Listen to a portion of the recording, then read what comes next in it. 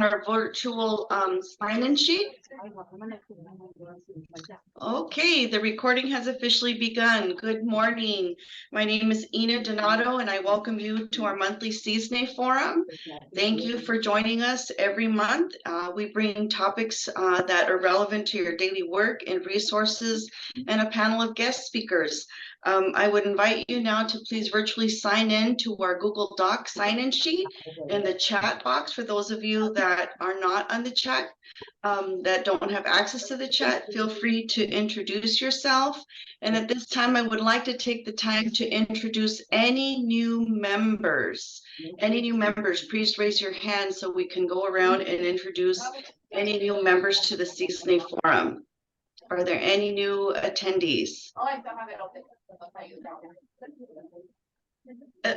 Elizabeth, I think your speaker is not on mute. If you can please put it on mute. Elizabeth Marquez, if you can please put it on mute. Thank you. Are there any new participants to the Cisne Forum? At the end. Hi, I'm new. I'm presenting today. Lauren Soensipa from the Department of Social Services. Hi. Hi, Lauren. Long time no see. Yeah, it has been. Thank you. Welcome. We look forward to your presentation. This month's agenda will be resources for our vulnerable youth. So we have a lot of resources for you today throughout the County of Monterey. We have a lot of programs that hopefully will bring valuable resources to our youth. Jason Garrett, welcome. Thank you. Yeah, it's also my first time and I'll be presenting today. Thank you, Jason. We look forward to your presentation from, and Garrett joins us from Hartnell College from the Kinship. Destiny Garcia, welcome. Hi, everyone. My name is Destiny. I'm the Human Trafficking Outreach Specialist with the Monterey County Rape Crisis Center. So I've been to these meetings just a handful of times, so I'm definitely excited to see what resources are being shared today. Thank you, Destiny. Sam. Good morning, everyone. Hello, my name is Sam. I use they, them pronouns, and I'm the Deputy Director at the Epicenter. And I'm excited to be presenting today along with my coworker, Tiffany. And I think Tiffany, if you want to introduce yourself. Thank you, Sam. Hello, everybody. My name is Tiffany Shawar. I'm the Posh Youth Liaison of the Epicenter. I use she, her pronouns, and I look forward to presenting today. Thank you, Tiffany. We have a full panel, as you can see. Is there anyone else that would like to introduce themselves or that are joining us for the first time? Do we have our first presenter, Dr. Donna Smith? I know she was on a strict availability of time. Yes, before we might want to, I'm here, Enid. Excuse me, Enid, you might want to introduce the steering committee. Okay, thank you, Donna. So before Donna goes on, I would like to go ahead and introduce our fellow planning committee members that work so hard on the back of the camera to bring forth speakers every month. Once again, I am Ina Donato with Natividad Medical Center, and I will forward it to the next one, Melissa. Good morning, everyone. My name is Melissa Raya. I work also with Natividad Hospital. I do outreach, and I'm under the managed care department.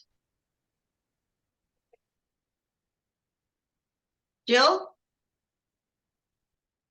Hi, I'm Jill Hoffman from the American Red Cross. I'll be here shortly. Allison will be covering for me. Anyway, I love working with Cisne, and welcome everybody. Dr. Jimenez.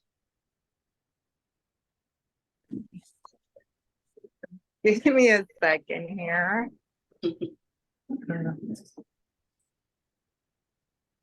Good morning, everyone. I'm Dr. Hortensia Jimenez, sociology professor, steering committee member for Cisne. Welcome to all the new members, and especially for those who are presenting. Gracias. Thank you for being here. And Efrain, our tech guru. Hello, good morning, everybody. My name is Efrain Magallanes. I'm here representing the Migrant Education Program from MCOE, and also here with me, we have about 20 attendees, also representing the migrant education program. We're doing a Cisne watch party. I don't know if you guys can see, but anyways, hi guys, just wave. All right. Thank you. Oh, what a great idea. Watch party. Wonderful. Thank you, Efrain. So together we bring to you, and all of you form part of the Cisne committee and attendees every month. So thank you for your participation. And without further ado, I would like to introduce Dr. Smith, who will be our first presenter on the Cisne Forum. And Efrain will be able to share the screen if you have anything or any slides you would like to share. Thank you, Dr. Smith. Hi, let me share my screen and then I'll get started. Let's hope this works smoothly, shall we? You never know. You never know. We see your screen. Yep, it's working. Yay, success, success. So, hi, good morning, everybody. I'm so glad to be here. And special shout out to my migrant education friends. I do work at MCOE and work with them quite frequently. So happy to be here and share. So I am the program coordinator for the Homeless Children and Youth Services program here at Monterey County Office of Education. And just to let you know, my program is established through a federal grant, and every county office of education in California has a position like mine. And our job is to really serve our school districts and charter schools, alternative education programs, preschool, and even our higher education programs. So I work with Heart Now, MPC, and CSUMB as well with their homeless children. I provide support and leadership. I do professional development. I have collaboration meetings and offer technical support based on the McKinney-Vento law around homeless children and youth. So really quickly, who qualifies for services for our programs? We've identified, we do a yearly we identify all year, but we do a yearly identification of homeless children and youth.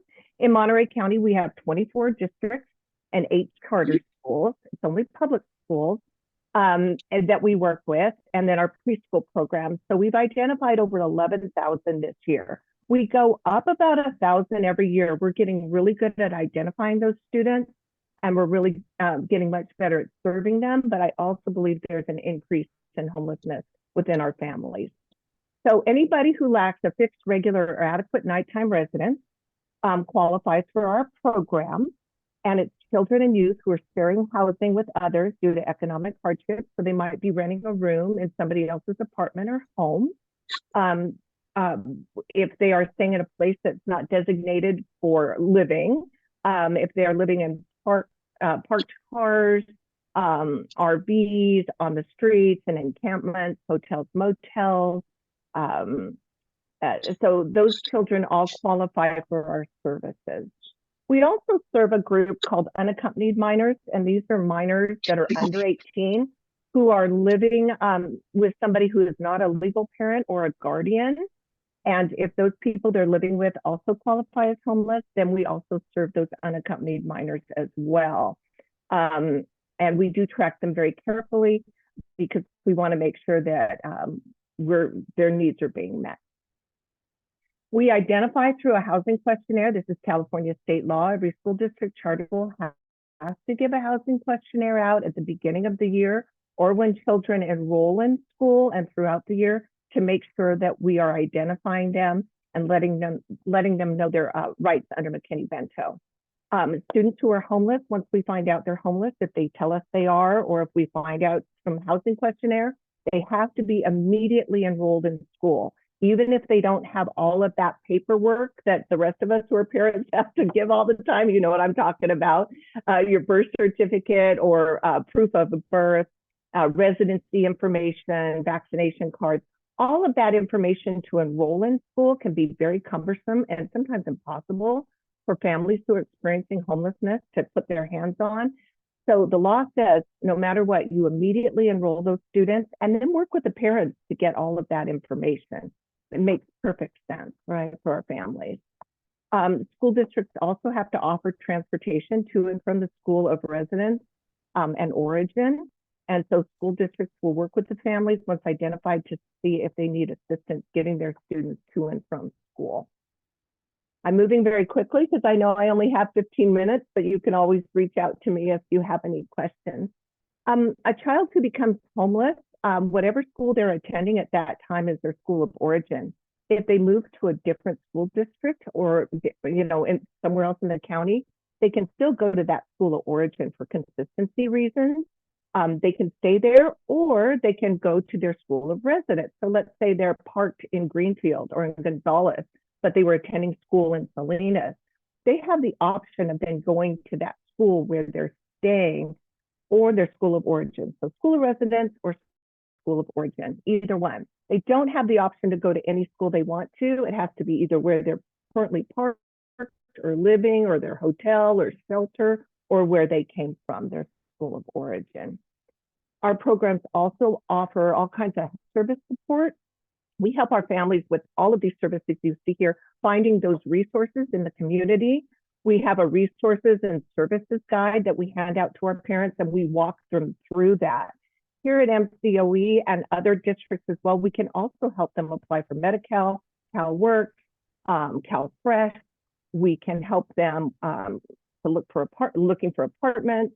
So there's a lot of services that we offer these families and have to do so by law, but we're happy to do it.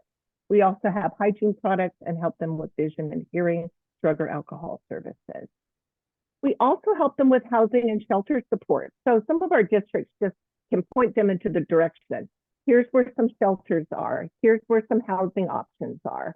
Some of us also are involved in doing CARS assessments and working with the HMIS system to take that further. We at MCOE were given a United Way grant, so we can help with the deposit or rental for homeless families who find a place to live but can't quite make those first payments. We can assist with that. We do some case management. We also have a program at the Share Center, the Share Navigation Center, and after school program for our homeless children and youth staying there as well. The districts also have to offer academic support. We all know how critical it is when students experiencing homelessness, especially are living in like overcrowded situations or in shelters or in the car, how those academic supports are necessary. It might mean we're going to modify their curriculum, we're going to modify their classroom assignments, we're going to make sure they have all their school supplies. We give them priority for tutoring. They get access to any enrichment programs. And our high school kids, we do a lot with college and career readiness. We take them on college tours. We have that available, or even summer school programs at Fresno State. That's another program we offer.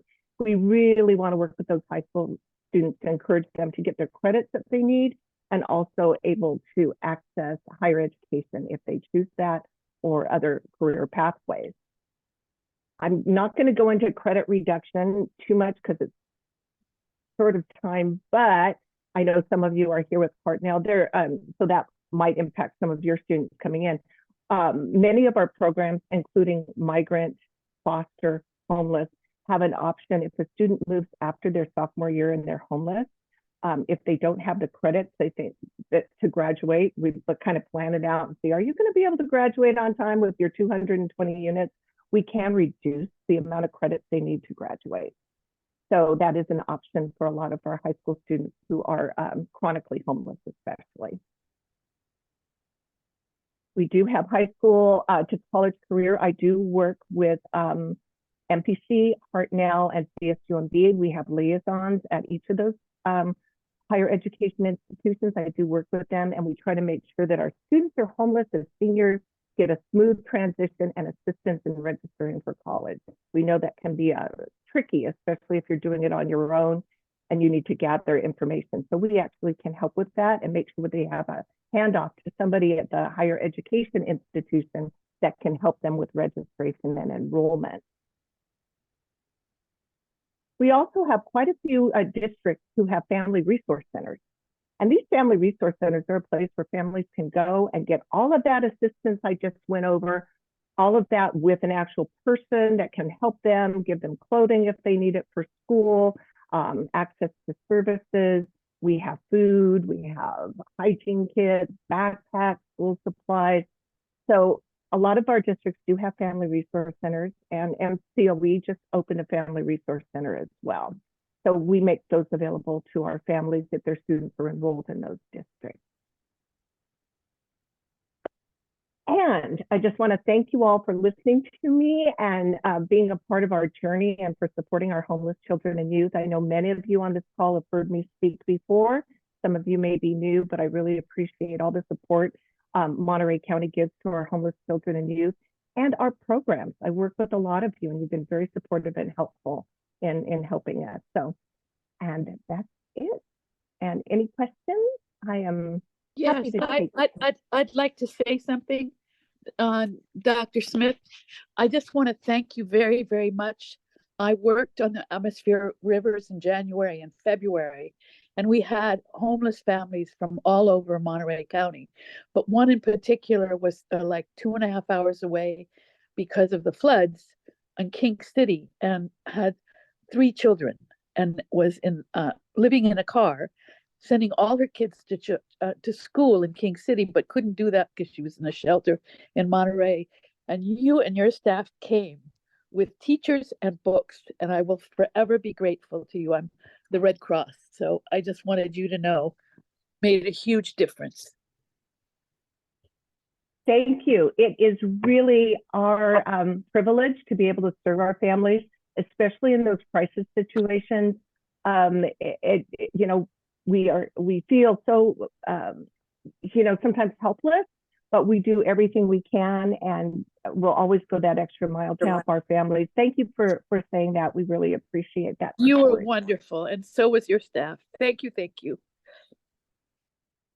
Well, let's give Dr. Smith and all of her staff and all the wonderful resources a round of applause. Thank you for taking the time out of your busy day to present to us. I know you have so much more to you know, go over, but as you said, you're on a tight schedule and we have a tight agenda, but you're welcome to come back and present anytime you have anything new to share or changes in the program. Please feel free to consider this another resource where you can spread the word. We have you know, dozens of healthcare providers, educators, community-based organizations that can disseminate that information to needy families and children. So thank you, and consider this your platform as well. Thank you for joining us today. Somebody raised their hand. Somebody had their hand raised. Allison Plotz, please. You have a question. Sorry, I'll try to be really quick. I was just curious, Donna, you may have covered this and I may have missed it, but if a family becomes, if a family finds a home during the time period like the school year and the child has been enrolled in this program, do they continue through the program up to a certain point? How far can they go? Allison, you are correct. And so there are a lot of little nuances in the law, and it gets really complicated at times, but you are correct. Let's say a child is homeless in September, October, and then their families find permanent housing in January. That student continues to get all of those services for the entire academic year. And then they start over. So homelessness, we identify year after year. Some of our families have been homeless for more than a year, right? And we continue to serve them. But mid-year, if they find housing, we still continue to offer transportation, support services until the end of that school year. So thank you for asking that question. Fantastic. Thank you so much.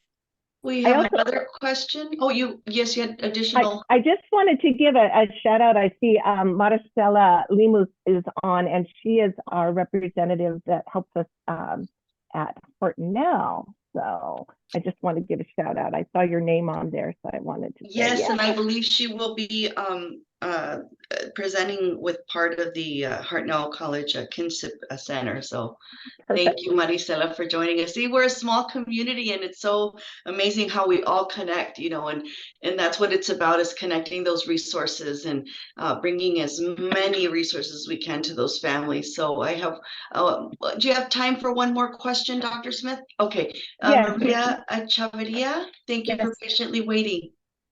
Thank you so much, Dr. Smith. My question is, if a family becomes homeless right now, what are the chances of them getting into a shelter right away? So that, and most of you on here, you know the shelter situation. So we have some shelters here in Monterey County, and there is a waiting list for all of them. Sometimes we're lucky and just if the service, if everything aligns, we might be able to get them in sooner, but there is a waiting list. So what I always do is if I have a family and we're going to try to get them into an emergency shelter, I just call. I call the Share Center. I call Casa de Noche Buena. Now we have the Human Heart House. I even reach out to, Salvation Army. I know that they have some shelters. Who else? Oh, also we have some domestic violence shelters as well that sometimes I reach out to if I have a single mom with some students to see if perhaps they might have room. We always reach out, but we know that normally there's going to be a pretty long wait to get into the shelters. One thing that we can do though, Maria, which is, it's going to go away, but we were given a significant amount of American Rescue Plan money. So if I have a family that just lost everything, I can actually put them in a hotel for 3 to 5 nights using my American Rescue Plan money. It's not a fix, but at least gives them some time to get their thoughts together if it's an emergency situation. I do have that available. So that ARP money goes away in September of next year, but I'm going to utilize it as much as I can. So I think the key takeaway, Maria, is reach out because you never know what availability they have. I think that's the key takeaway there. Any other questions for Dr. Smith? Thank you for sharing that. And we know the winter months are especially hard on some of our families. Any other questions? Okay, seeing none. Thank you very much for your presentation. You're welcome. And I will continue to come to your meetings, Enid. They're very valuable. Thank you. Thank you. Thank you. And we have next, thank you for patiently waiting. We are a little bit behind schedule, but thank you so much for your patience, Jason. We are going to welcome, please join me in welcoming Jason Garrett from Hartnell College Foster and Kinship Care Education Center here in our upper education for our students and community. Thank you, Garrett, for joining us today. The floor is yours. I believe you did send a PowerPoint presentation. Was that? Yeah, and I can share my screen if that's easier. I also want to shout out and give my colleague Maricela an opportunity to introduce herself. Thank you. Maricela?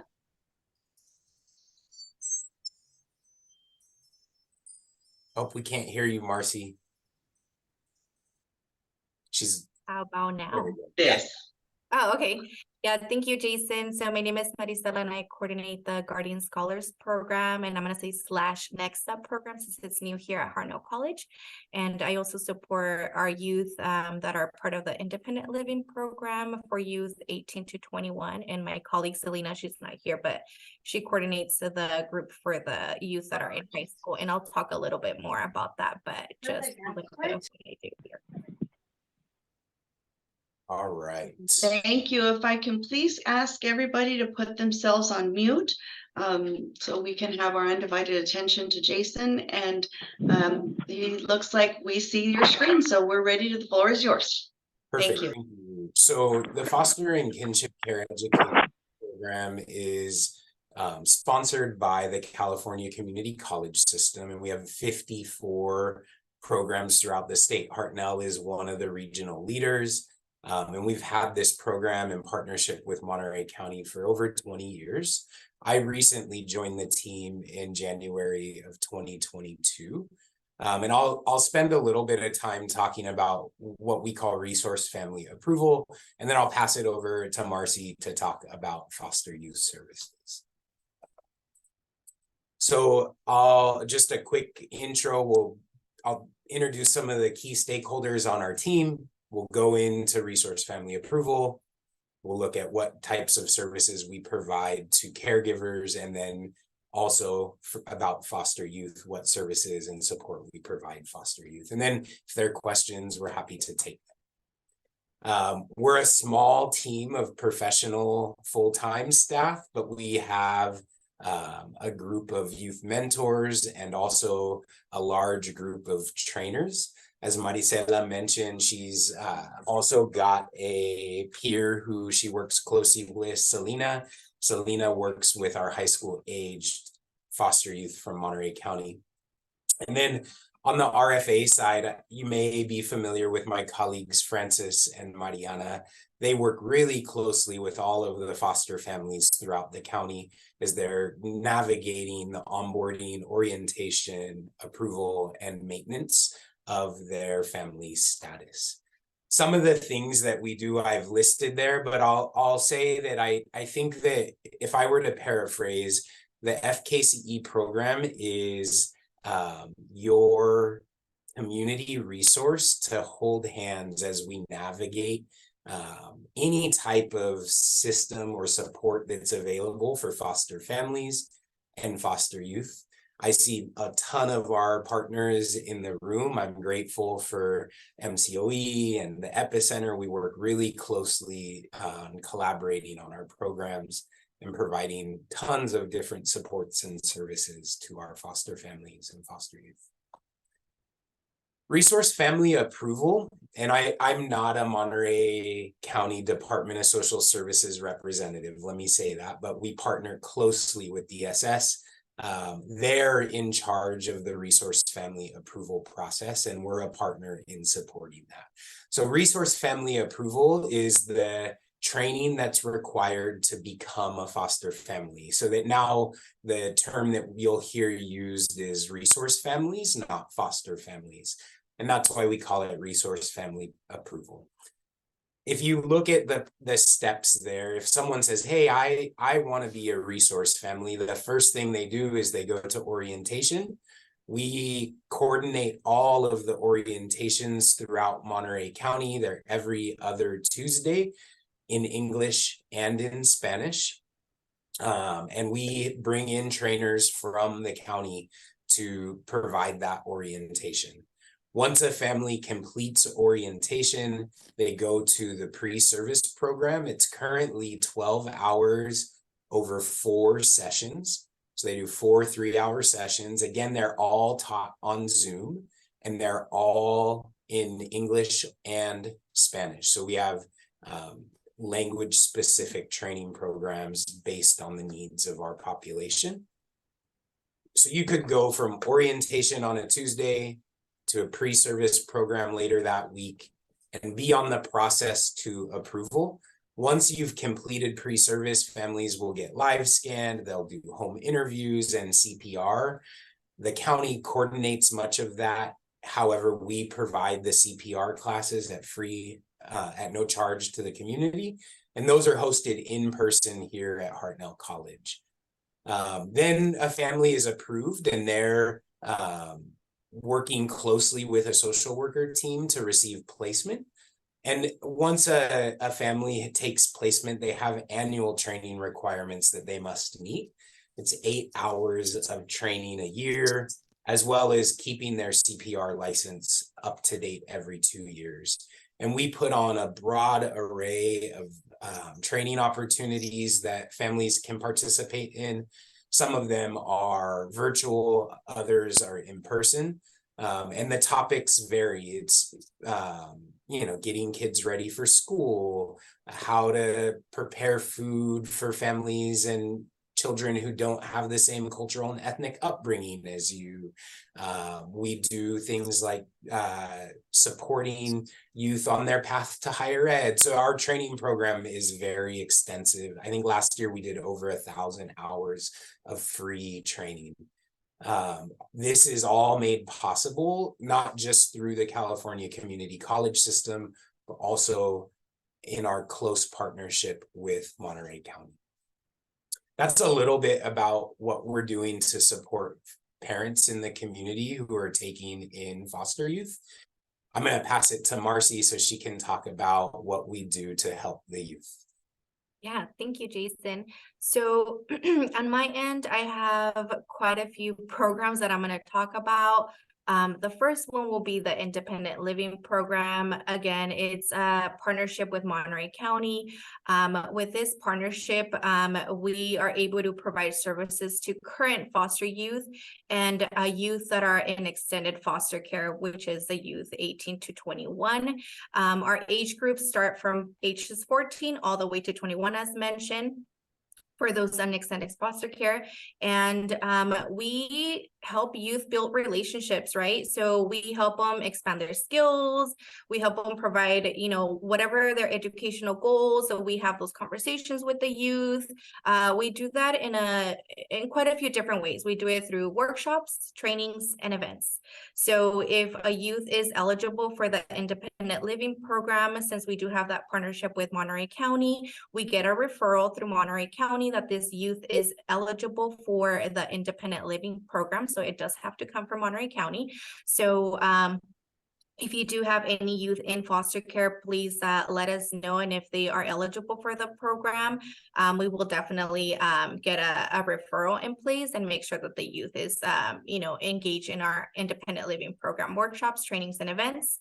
If you're wondering what kind of workshops we offer, we do offer, of course, my favorite, educational workshops. We do college night with Hartnell College, right? We do substance abuse workshops, healthy relationships, really important, tax preparation workshops, vehicle and safety workshops, money management and banking, opening and opening a banking account, savings account, right? And housing resources, really important. And again, I don't offer any of these workshops by myself. I partner up with professionals that are experts in those subjects. That way we can get the best information for our youth.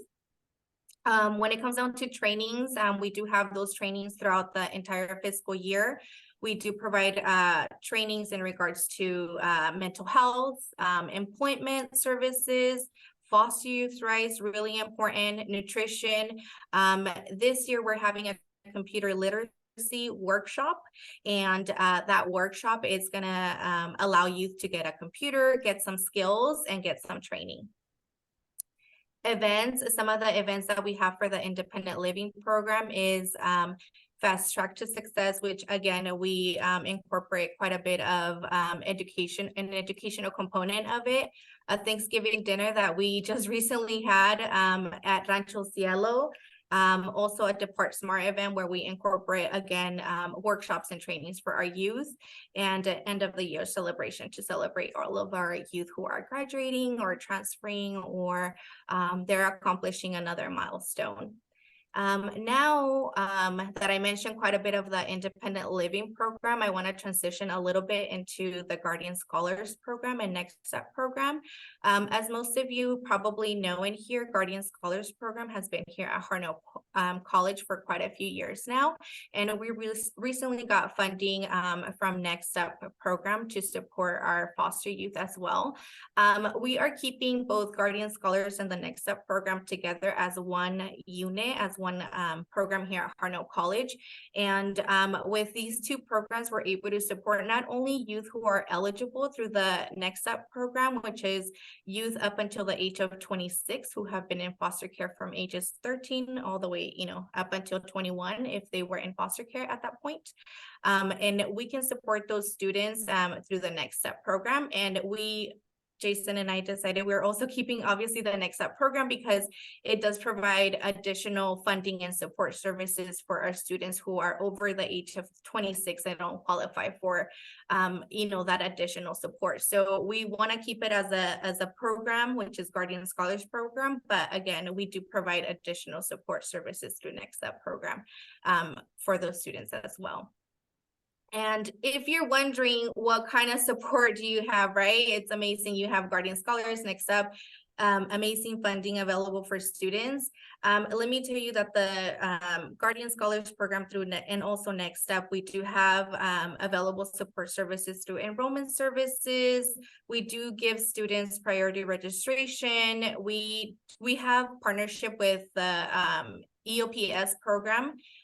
to provide services for academic advising for our students. We did have a financial aid specialist assigned to our program, but we're in a transition right now and we're hoping to get another one pretty soon. But we do have a specialist assigned to our foster youth to support them through their financial aid application or any other federal aid questions that they may have. We do support students in applying through additional grants that they're available. Quite a few of you in here probably know about Chafee, which is a California grant that supports foster youth with additional funding, as long as they were in foster care between the ages of 16 to 18. And that's $5,000 a year that they get a year. So really important for students to know about programs like Guardian Scholars. That way I am able to provide them all of that information. And if you're wondering, like, what are the benefits, right? Like, why would students want to join a program like this? Again, we offer quite a few information for our students, but they also get a laptop if they are in need of a laptop. We do provide calculators for students if they were to need a calculator for the semester. A really big one, we purchase books for students. We have student equity funding that we can provide for students, and we purchase books for students. Sometimes it can be $300, $200, $400, depending on the number of courses that they're taking. And we're able to purchase those books for the students. That way they don't have to spend any of the money, of their personal funds or any of their federal aid on books. So definitely a big one. We do help with school supplies as well. We make sure that, if they need any school supplies for the semester, which, the chances are that they need quite a few, we purchase that as well. We do give them students food throughout the semester as well, and I'm able to refer students to any other programs that they might qualify. For example, the Extended Opportunity Program here on campus, or DSPS, if they have any physical or learning disability, I refer them out to those programs as well. And as Jason knows, we do have some private funding as well to support students if they have any critical need or they're experiencing any hardship at the moment. So we do have limited funding, but we are able to support students if at any given point they have any circumstance at the moment that they are struggling with. We also have tours. I mean, I'm bringing up quite a few, but we have tours available for our students. We do have workshops. I offer quite a few workshops throughout the semester for our students, just similar to the independent living program where we have workshops, trainings, and events. I have the same for Guardian Scholars Program / Next Step. And we're able to provide workshops related to academic counseling, career transfer, scholarships available here at Hartnell College, or any scholarships that are available outside of Hartnell College. We definitely offer that information to our students as well. I think that's it, Jason. Is there anything that you think that I'm missing in regards to Guardian Scholars, Next Up, IOP? No, thank you. And I hope you all hear that we're available for support. I've got our contact information on the screen. I'll drop the slide deck in the chat if you want to download it. All of the links are clickable. We'd love to connect and partner with you all. Yeah, and I partner with Donna as well, as she mentioned, and the Epicenter quite a bit. So if you have any questions, feel free to let me know. I can also refer students to the other programs available here in the community. I don't have a copy right now of the brochures, but I can definitely send it out as well, and that way you can all have it available. Thank you. Wonderful. Thank you for that wonderful presentation and so many resources that I was not aware of. So thank you for sharing. And if we can please give Hartnell College a round of applause. If you can, I'm hearing some background noise. If we can please put it on mute. Keep missing me. Thank you. Round of applause. Thank you so much. And now we will take questions. If you have questions, please raise your hand and I will call you. We'll take a few questions. And they did put the presentation in the chat box for those of you that do not have access to your chat. we can email that to the Cisne listserv as well. I believe Alma has a question. Alma Mandujano? Yes, good morning. Can you hear me all? Yes. Okay, wonderful. First, I want to say thank you so much to Jason and Maricela for the wonderful presentation and resources.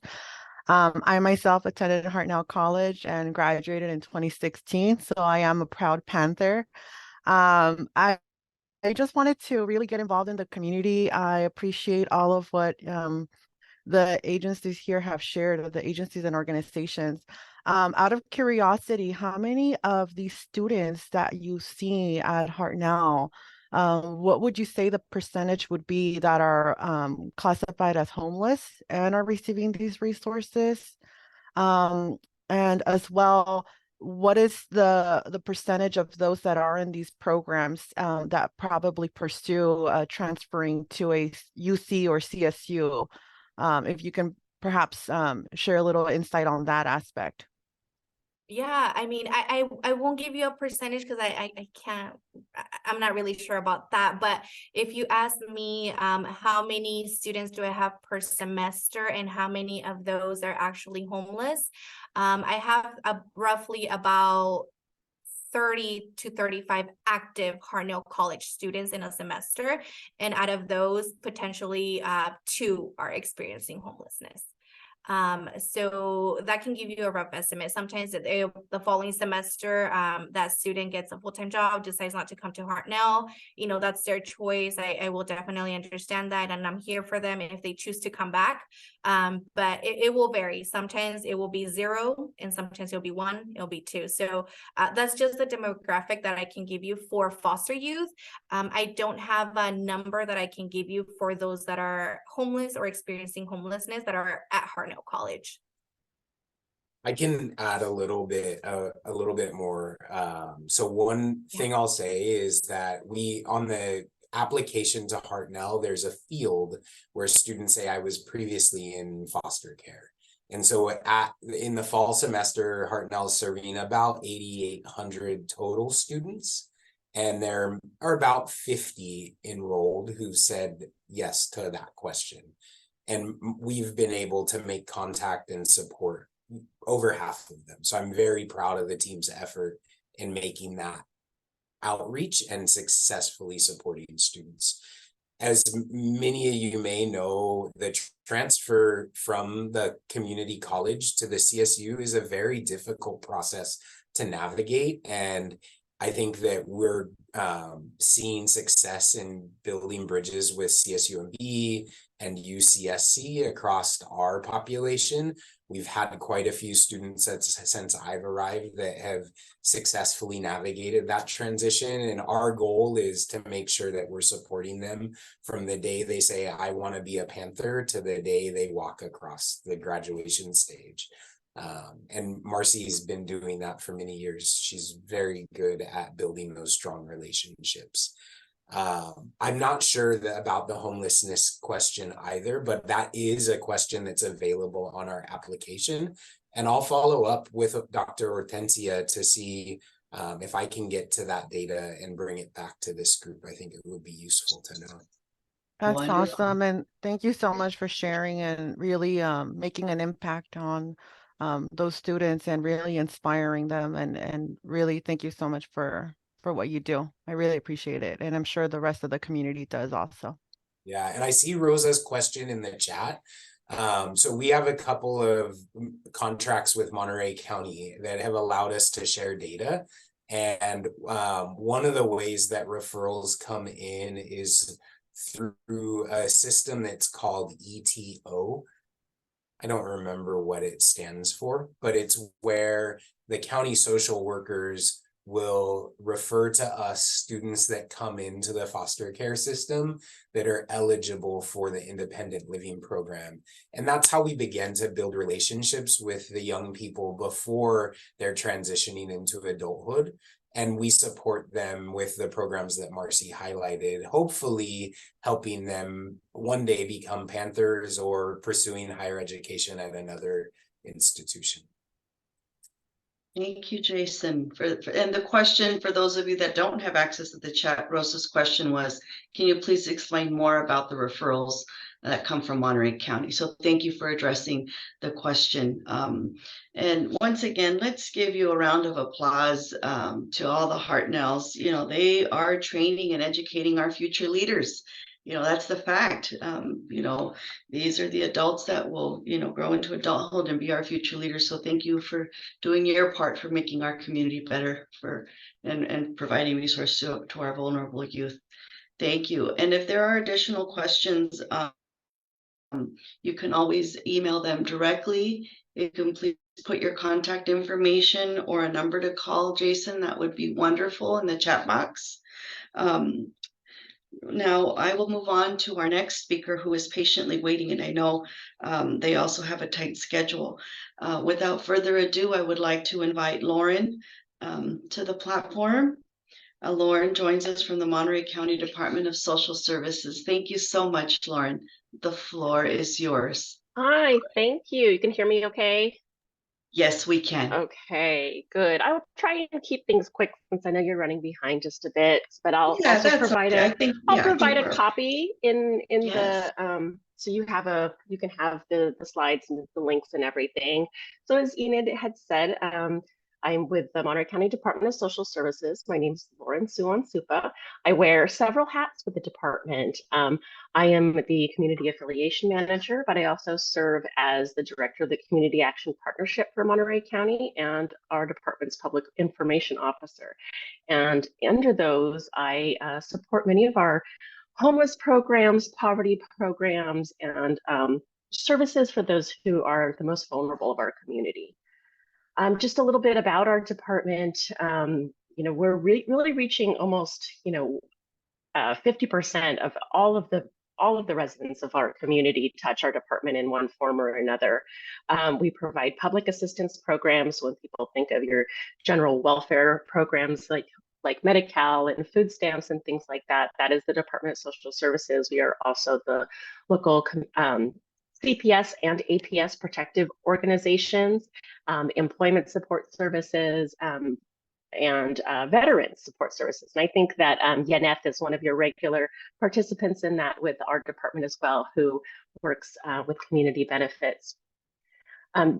Here's just that summary of the various branches of our department. You can see that we're very diverse, and it sometimes feels like there's many different parts of our services, but we are all under one department and able to really flex and utilize that, leverage those services with one another to ensure that we're offering a whole person approach to people who are in need and make sure that there's really no wrong door. I personally don't work in any of these individual departments. I work under the director's office, so I am primed to be able to try and help navigate vulnerable individuals reach the type of services that's appropriate for them. So not going into too many of those things directly, was kind of asked to zero in a little bit on some of the things that may be most useful or available to some of our vulnerable populations who maybe don't have a legal citizen status. Some of the changes that have been coming about include expansion of public benefits.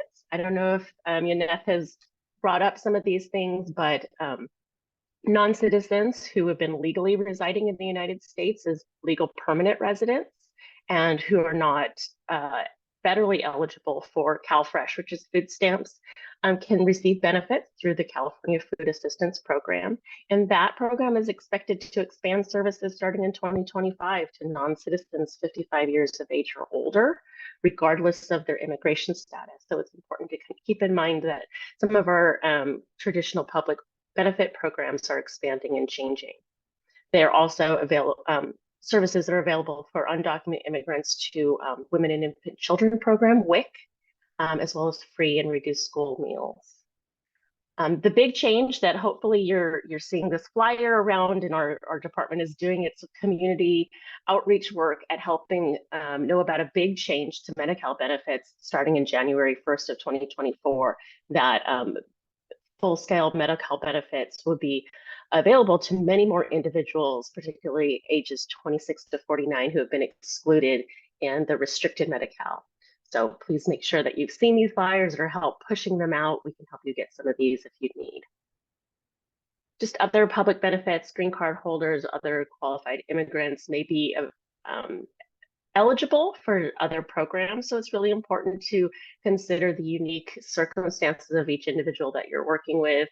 Everybody's circumstance may be a little bit different, depending on refugee status, asylee status, certain countries' national engagement with our country, whether or not they'd be eligible for any of these programs. So it's really important to connect with our department so that individual eligibility assessment can be completed.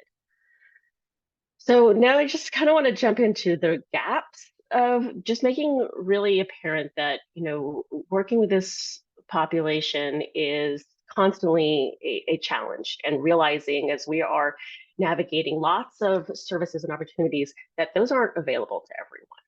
And it really is about making those resource connections, which clearly this group is very good at by, you know, having these informational meetings on a monthly basis and learning about what's out there. But we constantly have an issue. Emergency shelters, legal assistance advocacy, affordable housing, or payment assistance programs are constantly under-resourced and unavailable, even to those who don't also struggle with residency or citizenship statuses. These are high impact services that are of reduced need in our community, regardless of those statuses.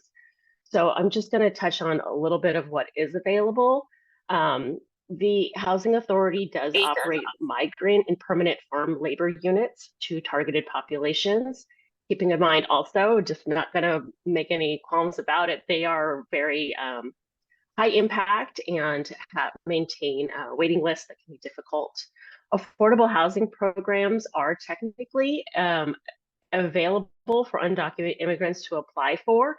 LIHTC programs in your community, you can find what projects are locally available under, I've listed the Treasury's resource there. You can zero in an interactive map to know which housing developments utilize that tax credit program to build them.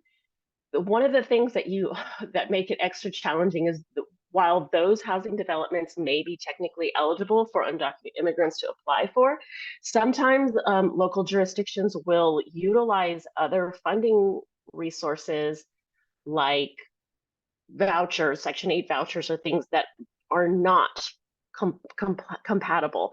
So it really can depend, even in one housing development, some units may be available for people who are undocumented and some units may not be. It's extremely complex, and I don't profess to be an expert in that at all, but it just kind of adds to understanding some of the confusion and challenges around trying to navigate that. Housing assistance programs are eligible to most non-citizens who have a permanent status, whereas unauthorized immigrants may be ineligible. It's also important to know that California law does also regulate what you're able to ask about status when people are applying for programs. Wearing my community action hat, and I just want to give that shout out to both Connie Pineda, who I saw in the meeting, and your previous presenter, Dr. Smith. Both of those are commissioners with the Community Action Partnership, which is an organization dedicated to helping navigate federal funding to some of our most vulnerable populations in Monterey County, specifically those with incomes at or below 125% of the federal poverty level. These are safety net services that we contract out to local community service providers, offering no other barriers other than that poverty level. So being able to access potential shelter, rental assistance, mental health, well-being, education support, financial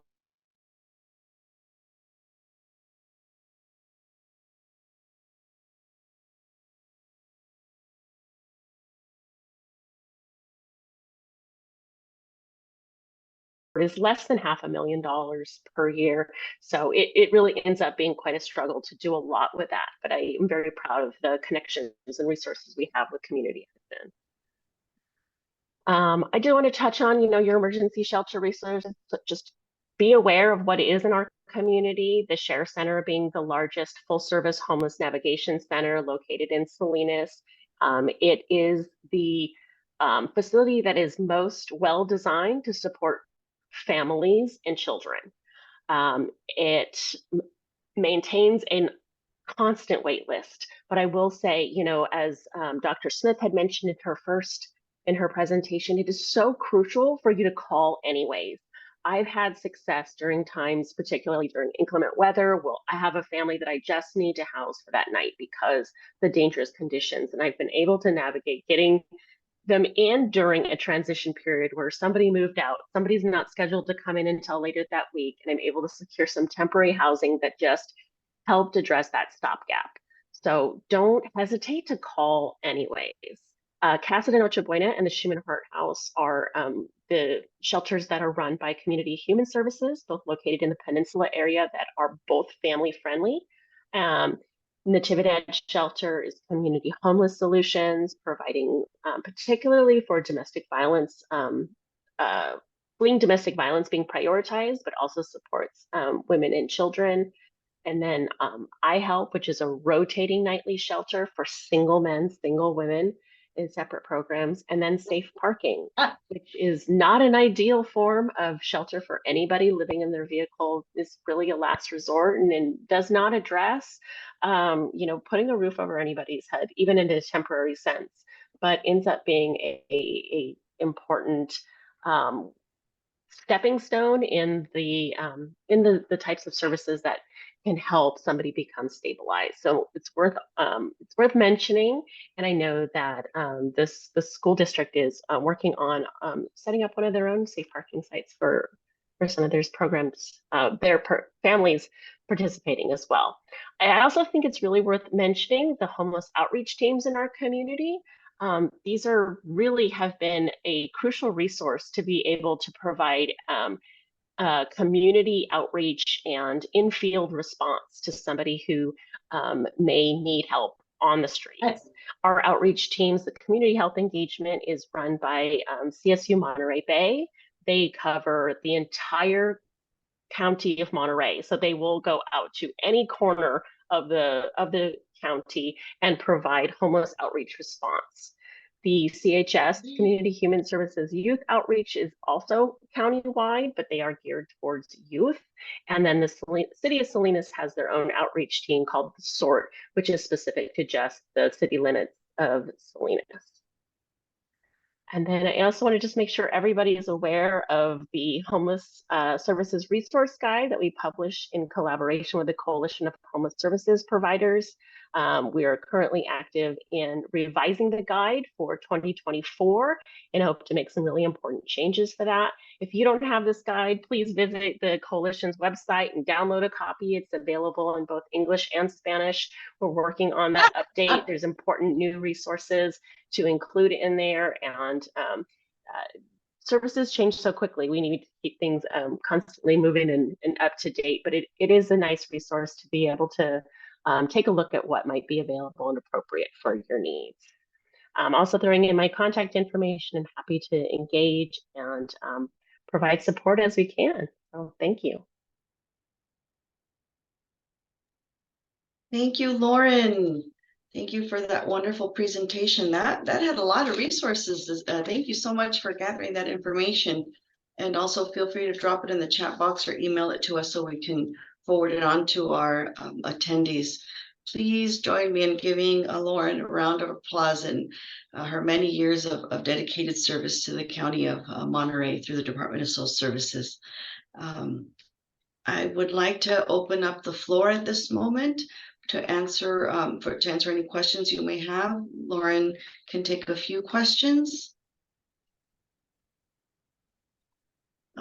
Fernanda, you have a question? Yes, thank you so much, everyone. I just want to say thank you for the work that you're doing in community. I would love to connect, if possible. We have with Central Coast Community Energy the ability to support some of our customers to reduce their electricity bill with Karen Farah. And I was hoping that we can connect I wanted to also check in and ask, is your information available on 211? If I gave someone the 211 number, will they be able to be connected to the work you're doing?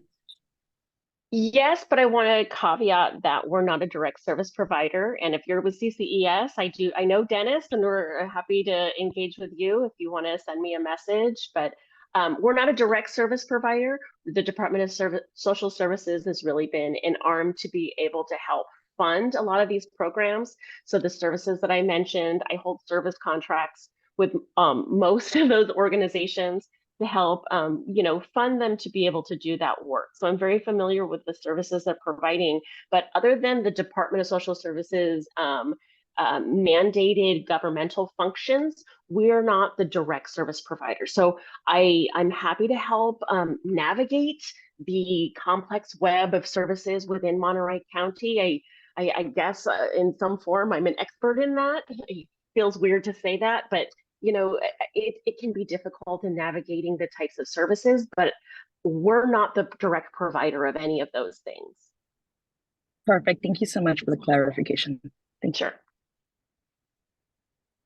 And we have another question. Thank you for your question, Fernanda. Going on to Allison Platts. Allison, you have a question? Yes, hi, thanks again. This was fabulous and so much information. I really appreciate it. But one question I do have for you, Lauren, if you happen to know, I'm wondering how much engagement the outreach teams have with first responders, with local law enforcement or fire, that maybe have an opportunity to kind of see some of the folks that need the assistance, but maybe don't know where to go to get help for them.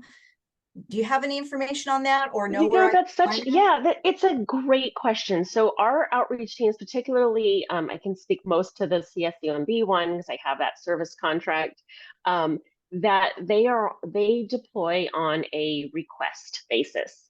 They work with a lot of jurisdictions. So city leaders will put in requests for an outreach team to deploy to a certain encampment.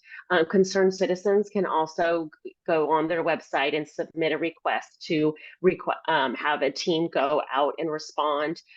They are also end up being one of the main tools when a jurisdiction, a city is doing a cleanup or encampment, or the Department of Emergency Management needs to respond to some sort of disaster issue, a fire, flooded area, or even we often get calls from like Caltrans or Pacific Union Railroad when they're going to clear out an area of an encampment and they need some response to somebody who is familiar with how to do crisis case management, who is performing services in a trauma-informed way to help engage and move forward when they're needing to do these cleanups because of health and safety reasons. So they'll go if they're requested, but they don't typically respond out on their own. They want to make sure, particularly if they're going to private property or an area that could be considered a dangerous zone because of the emergency going on, they wouldn't respond on their own, but would look for that request from that organization, the fire or the police department, to request their support. Okay. Hopefully that answered that. Well, yeah, Thank you so much. Thank you. Okay, so please join me in giving Lauren a round of applause for her wonderful presentation and sharing and answering the questions. Now I would like to go on to the epicenter. We have the presenter patiently waiting, and I do apologize, we are running behind, but as you all know, this is such a hot topic and there's so many resources, and we just want to make sure everyone has the time to present. So I do apologize in that we are being respectful of your time, but there's just so much to share. So thank you for your patience, and we will go on to Tiffany Shower. Are you there? Yeah, it's Tiffany Shawar and Sam Gomez is going to be presenting. Okay. The floor is yours. Thank you. Thank you all so much. I can go ahead and get us started. Again, my name is Sam Gomez. I work with the Epicenter, and my pronouns are they, them, theirs. And I'm happy to be with Tiffany here presenting on the Epicenter services and our programs. So this is our information. We are located in Salinas at 737 South Main Street, and we are across the street from Salinas High School. It's that green building that used to be the escape room and the driver's school. So we're right there, and you could reach us at our office line, which is 831-998-7291, or you can also visit our website for more information. And then at the end, I'll provide our contact information if anybody has any follow-up questions. And so to give you a little bit of information about who I am. So I actually was a former youth participant of the Epicenter. I do want to give a shout out to one of our founders who's actually on the line, Fernanda. And yeah, I think it's been an amazing experience as, you know, somebody who was born and raised in Salinas and, you know, not having a lot of support as a youth and not having a lot of family support as well. So being able to be a part of the Epicenter and to grow with the Epicenter as, you know, a professional and, you know, developing also personally, I think has been a huge blessing to me. And it's just a testament of the work that we do here at the Epicenter and being able to provide opportunities for youth. And so I do have 10 plus years of experience in this work in LGBTQ plus advocacy and youth development. And I was able to attend CSUMB and graduate with my bachelor's in collaborative health and human services with a concentration in social work. And this is my contact information if you would like to reach out to me directly, and then I'll go ahead and pass it on to Tiffany. Hello, everyone. My name is Tiffany Shawar. I'm the foster youth liaison of the Epicenter. My pronouns are she, her, and hers. I was born in Jerusalem, but raised in Tucson, California for most of my life. I'm a former foster youth myself since the age of 15. My availability for work is Monday through Thursday from 11 a.m. to 5 p.m. And that's my email at the bottom. All right. So for those of you who may not be familiar with what we are, the Epicenter is a drop-in resource center for youth. We typically serve transition age youth, so 16 to 24, but we never turn anyone away based on age. So we've actually served as young as middle school students and community members and families as well. And we do have daily activities and programming for youth, and it really is a safe haven for you to come and share space and resources in the community. And what makes this really unique is a lot of our team members and interns and Epicenter team are actually youth with lived experience. So when youth come in accessing, you know, our resources and services, they're most likely being helped with the support of their peers. And so this is a really unique, you know, kind of approach to supporting services for youth. And so I think it's, you know, really awesome to have our team and be there and have, you know, that relatable experience. And then, all right, we have programs. Go ahead, and Tiffany, if you want to go ahead. Our programs, we have drop-in services. They usually help with like the 4 pillars, you know, like answering phone calls at the front desk, assisting others. Friday Night Live is our drug and alcohol prevention program, which is upstairs at the Epicenter. Mutual Aid Youth Leaders is our homeless housing program for people who are, youth that are experiencing housing insecurity or homelessness. Our youth council program is a foster youth employment program. We'll get into that in a bit. And California Youth Connection is our statewide leadership program. And our Gente is our LGBTQ program for the Epicenter that supports LGBTQ youth.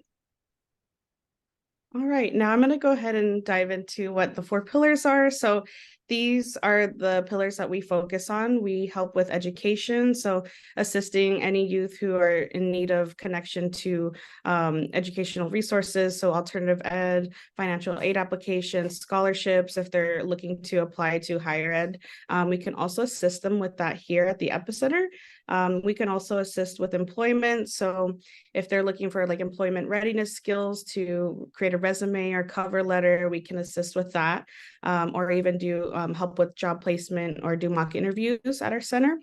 And there are also agencies that we work with in partnership, such as Workforce Development Board, Turning Point, and those are youth employment programs that can help with some of the similar services that we provide. Plus, they will put them into a work experience internship, so they can actually go out into different agencies and work with them for that experience. And it's all funded through their program. So we've had folks who actually came through this work experience program internship, and they've been able to get employed by us afterwards. So it's a really great experience. And then we have health and wellness. So if anybody's looking for referrals to mental health services or general health aid programs, if they're looking to apply to Medi-Cal, things like that, we can also assist them here. And we do have computer access as well. And even with our groceries and hygiene products, we do have a food pantry that's available. Tiffany will be sharing about the on-site services afterwards. And then we have housing, which is a focus that we have. We do provide assessments. So we are a coordinated entry point, and we can do CARS assessments here at the Epicenter. We also do referrals to local housing programs for youth and help with connection to vital documents and mainstream benefits.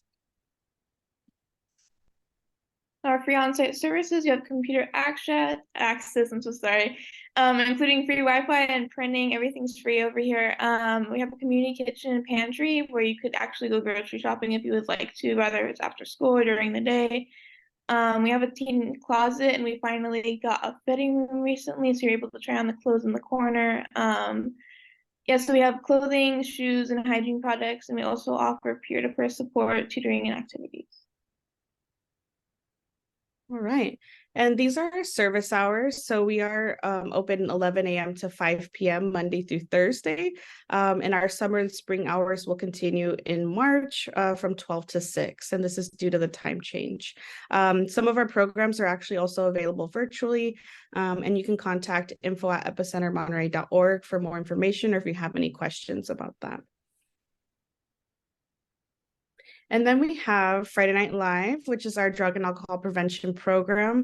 This program is also for middle school and high school aged students, and they are actually active in South County. So they're in Gonzales and Soledad at the middle school and high schools, and they help teens with, creating PSAs, so awareness and prevention with alcohol and drugs on campus.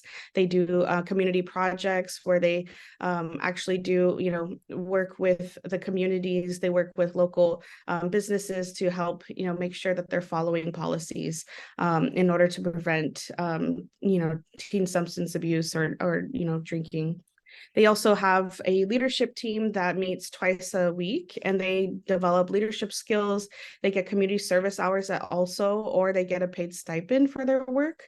So this is a great opportunity for youth to become leaders in their community. And we will share, contact information at the end if anybody has any youth that is interested. Okay, we got California Youth Connection, our statewide leadership program. Basically, California Youth Connection, we get together, we have CYC meetings, which is California Youth Connection, I'm so sorry, twice a month for about an hour or longer. We basically discuss what's happening in the foster system, what's going right, what's going wrong. We recently had a bill get passed, which is AB 2247, right? Mm-hmm. It's basically, it gives the youth about 14 days before being able to transition to a different placement. We work together to discuss statewide issues and local issues as well. And sometime in February, usually in the beginning, we do the state capitol, which is in Sacramento, to introduce foster youth to state legislators. Yeah, so this is a great program. It's a statewide organization, but the Epicenter is a host to the local chapter here in Monterey County, and they work together. So we have current or former foster youth who work in partnership with adult supporters. We actually have a photo right here of some of our adult supporters.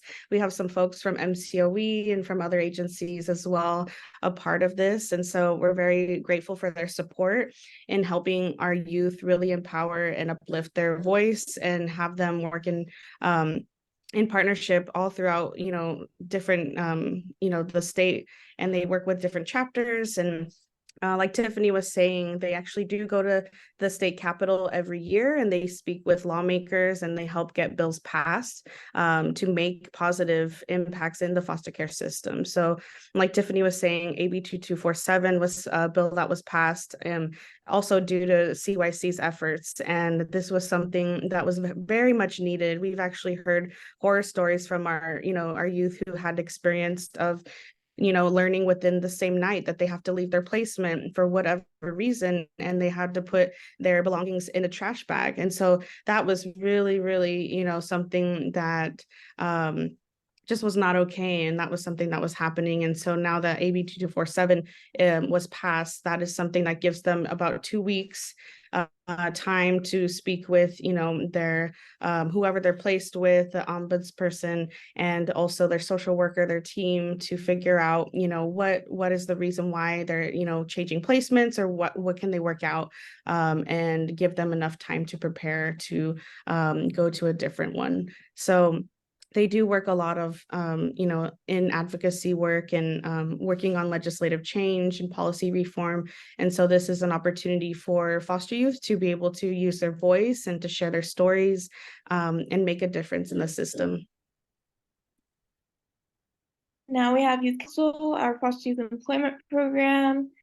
Youth council members, they get a nonprofit work experience. They help around the center, whether it's event planning, outreach, like making flyers, sometimes attending other events like Code Blue that happens in May for Foster Youth Awareness Month. We give them 20 monthly paid hours, so it's throughout the month. So it's more ideal for high school students. The other hours that they come in will count as community hours that will get added to that. Skills that they gain is like becoming like a leader, so leadership skills, organization, advocacy, scheduling. It's basically all of those skills that you can gain to be able to put on your resume for it to look good. And that's a QR code over there for foster youth resources.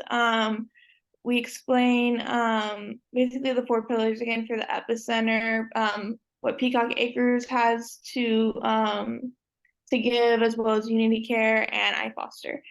And on the right over here, we have a flyer that we're hiring. We have 1 youth council position opened. It's for ages 16 to 21. Again, it's $15 an hour for 20 hours a month.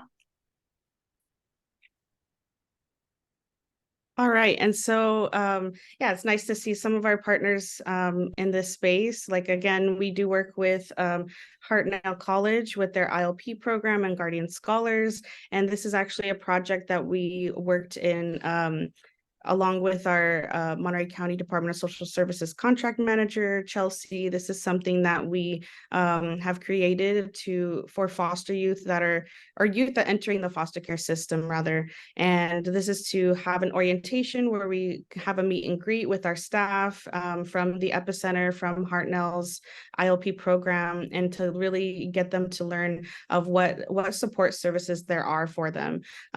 This is also available for caregivers to join, and they are also eligible to receive up to 2 hours of their RFA training. And this is really to help just notify them of what there are support, services, what our agencies have to offer.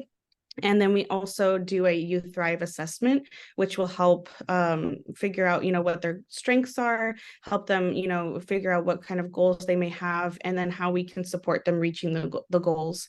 And so this is a really great, offering that we've actually just started having. We will be continuing in the new year to host these. So this is available, and we usually get referrals through Monterey County Department of Social Services. And then we have our Gente, which is our LGBTQ plus services program for youth. This program is also near and dear to my heart since I was able to help found this as a youth myself. This is our LGBTQ plus services program. Like I said, it is for LGBTQ identified youth and allies. And this is really, the offerings that they have are for social support for youth and even for families as well. We actually just started a family support group or caregiver support group for those who have LGBTQ identified children who are, wanting to learn about how to support their child, how to connect with their peers who have, similar stories or who are going through similar things.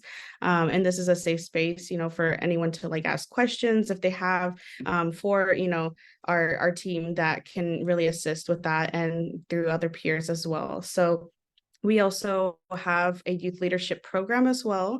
A lot of our youth leadership programs actually offer either community service hours or a paid stipend for their participation. And so they actually help assist our coordinators with event planning. So figuring out what they would like to see in the community, what needs they have. And so a lot of our programs are informed by the youth and for youth. So it's a really special program that we have. And, if there's any questions about that, they can also contact me in regards to any upcoming events. And then finally, for our programs, we have our mutual aid youth leaders program that actually just recently started. It launched in June. And this is a support services program for youth who are experiencing homelessness, housing insecurity, or fleeing domestic violence. And this program is specifically funded through HUD. And so this is for ages 18 to 24. And so, like I said before, we do offer CARS assessments for folks who are interested in getting connected with the HMIS system. We do referrals to outside agencies and shelters and places for, temporary housing. We also help, now that we have an Epicenter vehicle, we can help transport the youth or individual who is interested in getting, vital documents. So their birth certificate, their ID, things like that they need for housing programs. And we also help connect them to benefits and navigate the different systems that we have in the community. And so we do partner with a lot of different agencies and are part of different outreach teams as well, where we can connect folks to services that we may not be able to offer. And Tiffany? Here are some flyers that are happening or upcoming. You can join us for our 9th annual Thanksmas. That's happening actually this Saturday from 12 to 4 for ages 14 to 24. We're going to be having movies, crafts, even a gift exchange. You could also visit our Instagram at the Epicenter 831, and you could be able to scan the code for RSVP. We have a gift wrapping for the holidays for 10-year, which is happening next year in September. That's going to be December 14th, down in Seaside, I believe. And one of my favorite flyers that I made is Wayne's Community College. This is going to be happening Tuesday, December 19th at 11 a.m. Youth will meet us at the center by 10 a.m. so that they could get like a snack or some water or anything that they need to do. And then we would be leaving the center at 11 a.m. We'll get there by 11 a.m. So yeah. Yeah, thank you, Tiffany. And then are there any questions or comments before we wrap up?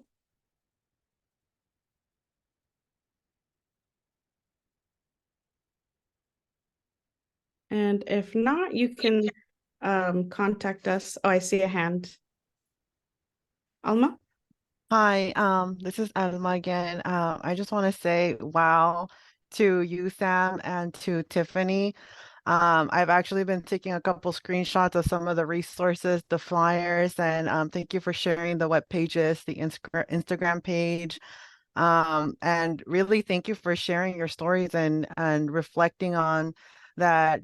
This is a program that you've all really used and found very much rewarding, and I see that passion and that here. So thank you. I see the great work on the slides, and I work alongside with Melissa Raya. We're at the Natividad outreach team. So we're out in the community, and if there's any way we can go ahead and connect, I have your email. So we'll definitely be, sharing the resources because they're very much valuable. And yeah, you definitely see that impact on your slides and on the photos and the engagement. So really just great work, and I hope you know that. Yeah. Thank you so much. We really appreciate it. Thank you. There's one more question. Thank you for your question, Elma. Going on to Jill. Jill. Hi, I just came back on the call. I may have missed, and you might have talked about this already. We have a number of agencies in Santa Cruz that help, but who do you network with in Santa Cruz to work with the LGBT community? Well, we have worked with Diversity Center in the past, but we don't have a whole lot of connection in Santa Cruz County. But we have, well, actually, we have worked in partnership for the annual LGBTQ Allied Youth Summit, where they host it usually in Watsonville at Watsonville High School. And that's to the extent, but we are definitely open to partnering with other folks from Santa Cruz County if you have any suggestions. Wonderful. I'll get in touch with you. And we'll take one last question, as we do have our last speaker that still needs to squeeze in. Allison, you'll be the last question, and then we'll move on to Representative Jimmy Panetta's office. Allison? Thank you. Thank you so much. Again, fabulous presentation. I really appreciate all the wonderful resources. I'm just wondering that if a youth contacts you, is there any transportation available for them through your group, or are there other places that you could refer them? Yes, we do offer transportation. So we would just need them to connect with us and we can make arrangements. Fantastic. Thank you. Wonderful. Thank you so much, Sam. Thank you, Tiffany. Please join me in giving them a round of applause for this wonderful resource. And we look forward to seeing you at our monthly Cisne Forums. This platform is yours, and feel free to reach out to us if you have new events. Always share flyers of community events. We're happy to pass them on. So consider this your home as well. And just out of respect, out of everybody's time, I know it is approaching 10 o'clock. And for those of you that have to leave, we'll feel welcome to do so, but I would encourage you to please sign in our virtual sign-in sheet just so we capture everybody that attended. And I do have one announcement. We will not be joining in January due to the holiday season, and we will resume in February. So without further ado, I would like to give the floor to our last speaker, the office of Jimmy Panetta. Seamus, are you there? Hi, Seamus McKeown. I'm here with Congressman Jimmy Panetta's office. Thank you very much for your time. It's a pleasure to speak with you all today and give some update on what's happening in the immigration policy space.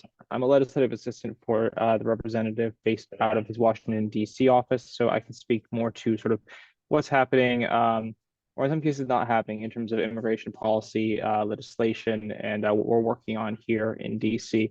I'd like to start off by giving the contact information for the office as well. Again, I work with the Congressman's DC office, and you can reach me either via email, which I've put into the sign-in sheet for everyone, or you can reach our DC office with any sort of policy questions or anything else that we can be of assistance with at 202-225-2861.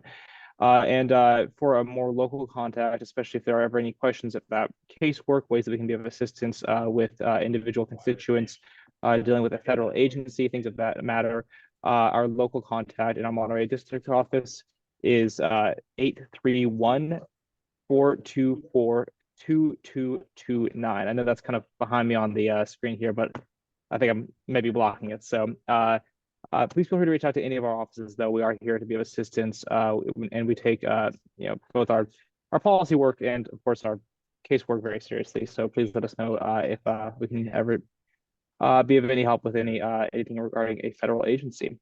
That all being said, I understand that the main questions for our policy work today are about what's going on to support migrant children, what sort of policy questions are coming up around unaccompanied minors, and then updates on DACA. And I'll do my best to get to all those questions, to those three topics, as well as any questions the group might have First off, in terms of background, I'm sure that y'all are hearing a lot in the news right now about immigration legislation, especially in the Senate.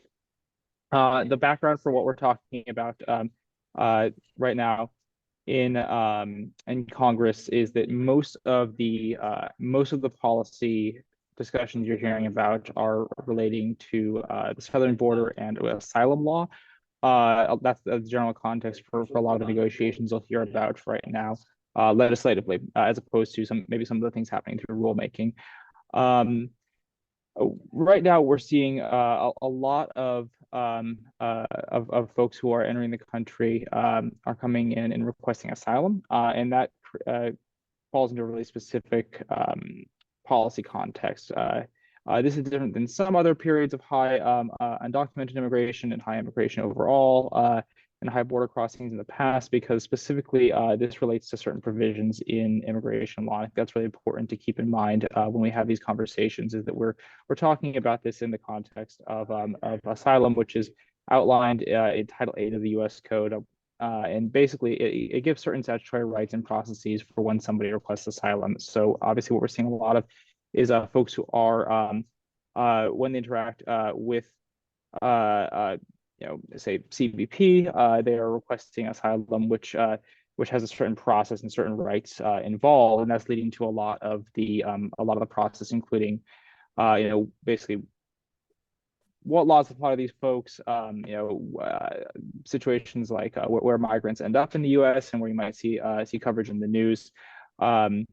When somebody requests asylum, they typically express a credible fear of return to their home country, and that sets off a process that involves a hearing. It involves determinations of credible fear. And I think that's the important thing to keep in mind when we talk about sort of what changes might come and what's being discussed in DC.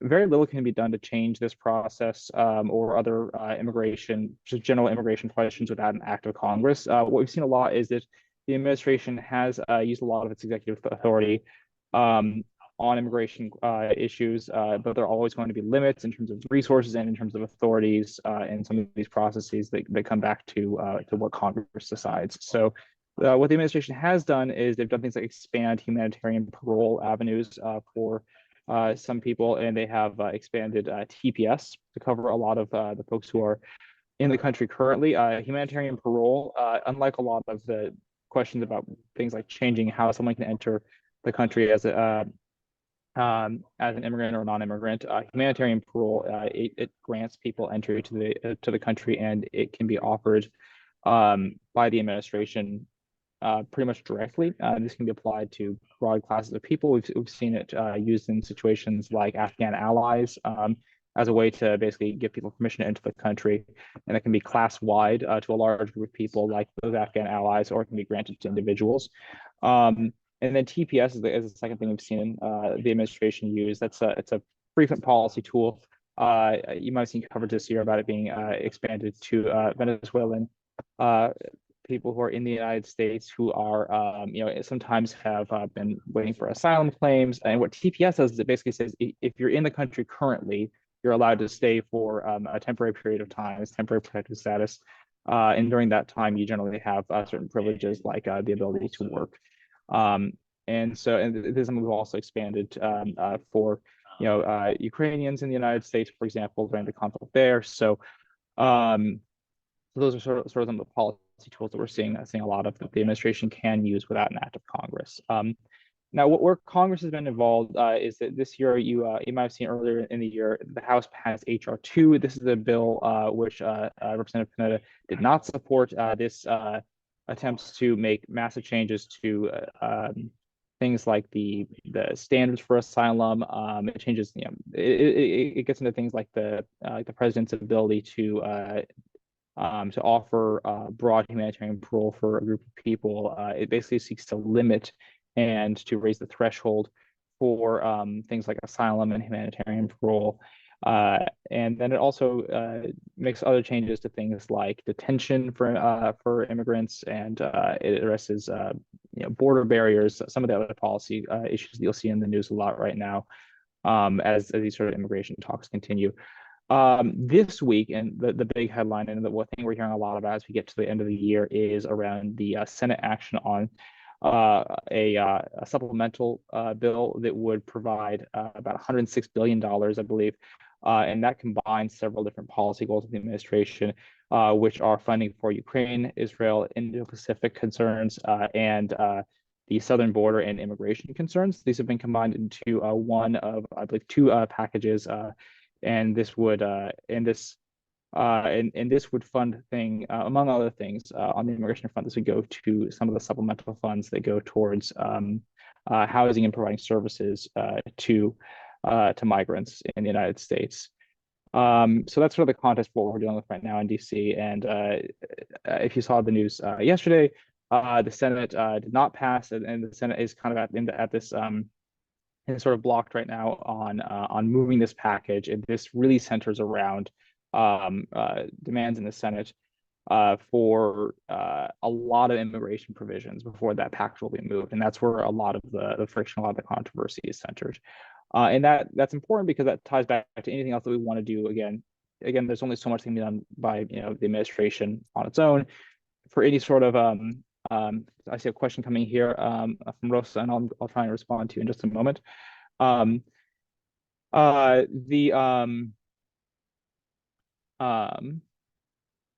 I'll get to that in just a second. Thank you. And so in terms of just what we're going to be able to accomplish, that's sort of the context, is that when we try and make these fixes, they tend to get brought together in proposed packages. We don't see a lot of really small standalone immigration provisions because the demands tend to be so different in Congress for what we do on immigration, and so that's why right now we're seeing a lot of folks in the Senate, a lot of Republicans in the House and Senate especially, have focused on big immigration demands from their priorities to pass any sort of package. So that's sort of the dynamic we're dealing with. To answer your questions about migrant children and policies there, the supplemental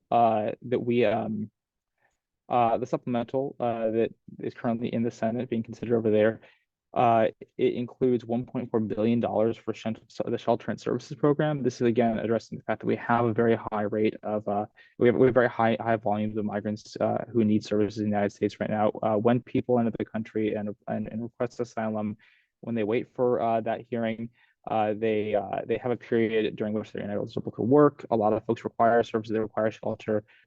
Especially as you see folks in major cities who are, you've probably seen in the news a lot of coverage from them, especially I think New York and Chicago, of these municipal governments trying to find more resources for folks and having challenges, housing and providing services to migrants. Shelter and services, these are programs that are going to go towards exactly as it says, providing those resources. And those tend to go out, the shelter and services go out to from the federal government to help things like cities and organizations to support migrants. This is one of the big things that's kind of being blocked up with this package in the Senate. And the reason it's being blocked is because there are these demands for additional restrictions on asylum, additional border measures. We're seeing a lot of HR2. That's sort of the policy framework that the Senate Republicans have focused on. And we're seeing a lot of demands for HR2 to be the blueprint for any sort of legislation for this package. On the House side, Immigration Subcommittee Ranking Member Jayapal has given remarks on the issue recently. She has said that her attitude, as I understand it, and what she's remarked on, has basically been to say that is to distinguish between these asks and some Republican goals of making major asylum policy changes. Again, these are changes that go back to the way that Title VIII works, back to the way that asylum rights work, and separating that from sort of the border security questions. And so that's sort of the perspective we've gotten from Democrats in the House right now. But again, I think that the challenge is seeing where the Senate's going to fall on this and what sort of negotiations they're going to have on a package that would include any changes to immigration policy. Some other headlines that we're seeing this year, this is more to do with non-immigrants, but with temporary farm worker labor, which of course is something that my boss is very active on. Obviously something that which has huge impacts in our communities in California and on agriculture in California.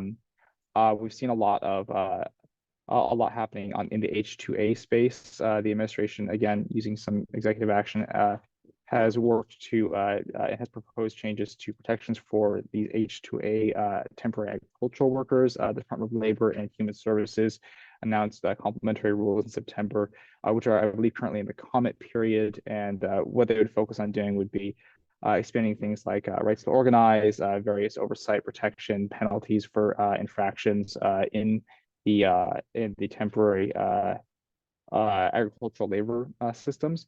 As far as legislation goes, my boss continues to support and be a lead on the Farm Workforce Modernization Act. That legislation, which was reintroduced this summer, has not been introduced in the Senate yet, which would seek to reform, expand, and provide stability to farm worker communities, and to address the issues that we know really well in California about kind of creating some stability in the temporary agricultural labor system.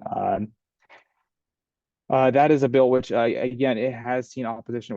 Last year, or excuse me, last Congress, it passed the House of Representatives, but it ran into obstacles in the Senate. Again, this is an issue where I think what we're always going to see with immigration policy is that we have this challenge where different members in different caucuses have really going to insist on major policy concessions and in any sort of package that we try to move. So it's very hard to move an immigration policy that kind of just does one thing, because there's usually a demand that says if you're going to pass an immigration policy that does anything, it's going to include these demands. And it's very hard to kind of move together on these issues. And so that's where I think we're seeing a lot of these roadblocks. And unfortunately, this is just a recurring and frustrating thing, which I'm sure you all are, have heard from us many times. And so that's unfortunately the update once again today. As far as unaccompanied minors go, there's been a lot of coverages here about issues with sponsors for unaccompanied minors, especially this past winter, I believe, late winter, early spring. We saw a lot of coverage about the issue with migrant child labor. This is something which we have been in touch with the administration about. When you have unaccompanied minors, or when you have migrant children who don't have who basically need to be placed in custody when they enter the United States, they are in the custody of Health and Human Services. Reports this winter showed that you had an issue where HHS had released unaccompanied children into a situation where there's really lax oversight, and so what we've done is we've supported our colleagues when they and asked the administration to basically increase their oversight over children who are released, make sure that DOL and DHS are both acting to protect these children's interests, because as we've heard, there have been a lot of kids who get placed into situations where there isn't a lot of protection, there isn't really enough oversight of the conditions they're in. They're being put into labor situations where there's not good oversight in labor either. We've had these really concerning situations of child labor. So that's a situation where we're saying that DHS and DOL both need to basically act more on this issue. There needs to be better oversight of child labor from the Department of Labor. We just heard from the Department of Labor very recently about this. They are increasing their oversight and their investigation into this, but it's a widespread, and I think I think it's shockingly widespread, as we learned earlier this year, and so they're increasing their oversight. And HHS, for its part, is increasing a lot of the protections, or is proposed to increase a lot of protections and the rules overseeing migrant children, which I'll get to in just a moment.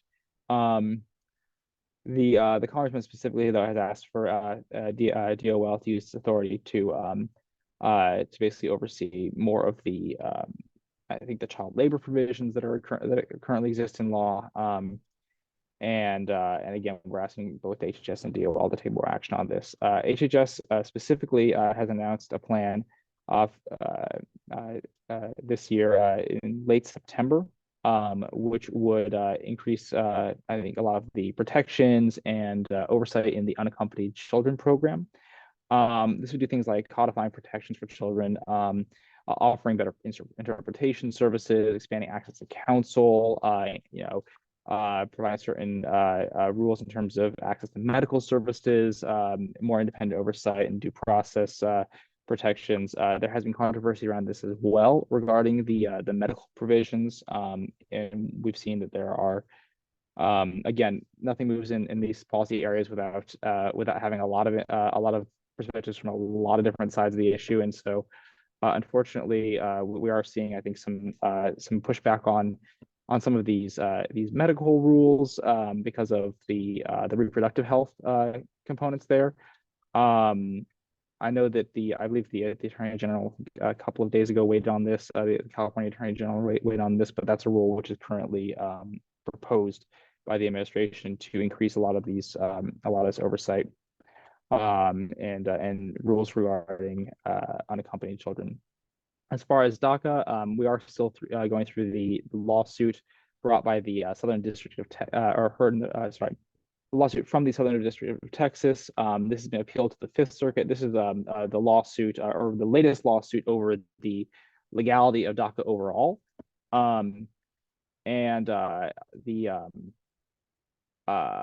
That is an issue which we do expect. There's a good chance that could come to the Supreme Court. I, of course, can't speak to the legal process there. This is something which is in the courts, but as far as what's happening in DACA overall, is that it is in this legal process right now where it's being challenged.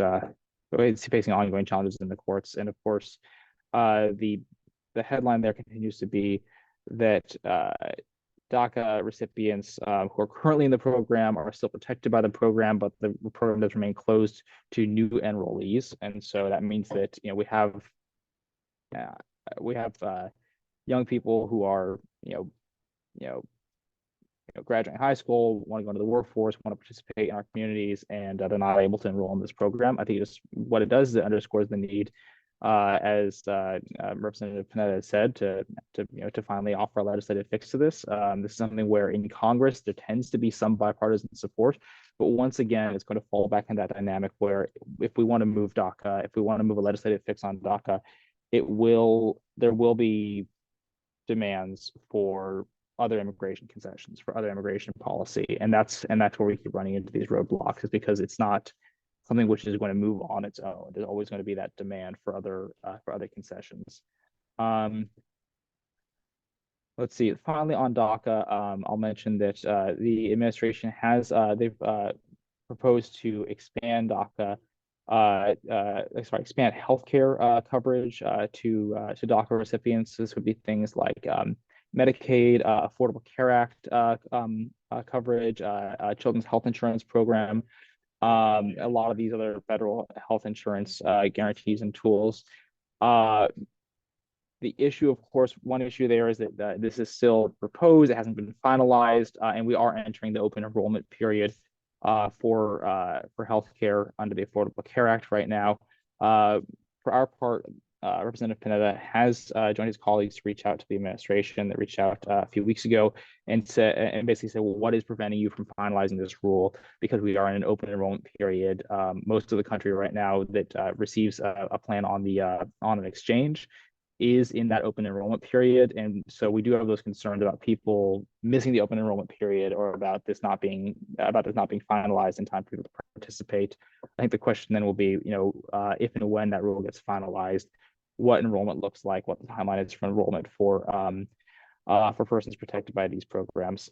So that's sort of a lot from our end. As always, things don't always move as quickly as we would like in Washington, and so happy to answer any questions that we can. I see a couple here in the chat. Happy to answer any other questions, though, and I understand we are behind on time, so I'll try and move quickly. Let's see. Thank you so much, Simos. Thank you. Do we have any questions? Thank you, everyone, for staying online. Please raise your hand if you have any questions. I do. Yes, Jill.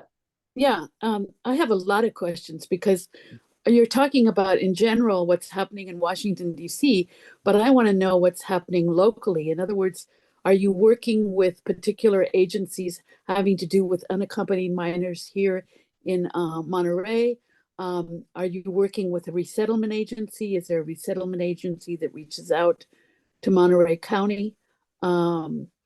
And basically, for instance, example, I'm using the Mexican consulate as an example, but there's the El Salvadorian and the Honduran consulate.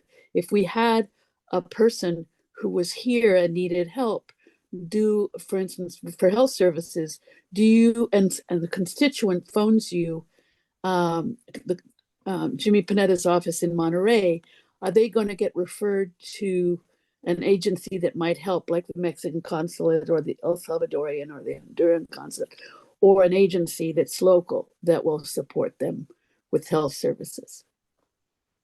That's a great question. Part of that I would refer to our casework team, and if I may, I'm happy to give you my cell and my email, and we can set up a call with our local team to talk about their specific practices there. Generally, to the extent that we are allowed to, and there are always rules around, referrals that we can make outside of the federal government. We do have specific rules about to whom we can refer people outside of the federal government, but our local casework team is very knowledgeable about what resources are available to people. Within federal resources, if someone is looking for federal casework, access to federal resources, access to a service that we can really speak for on behalf of the federal government, we're always going to make that direct connection where we're able, or we're going to refer people or give them the right information. And then where we also have a role is sort of following up with federal agencies. So if someone is in the process trying to receive any sort of benefit, if they have questions about a pending applications, other sort of business with the federal government, that's where we step in and tend to have a follow-up role.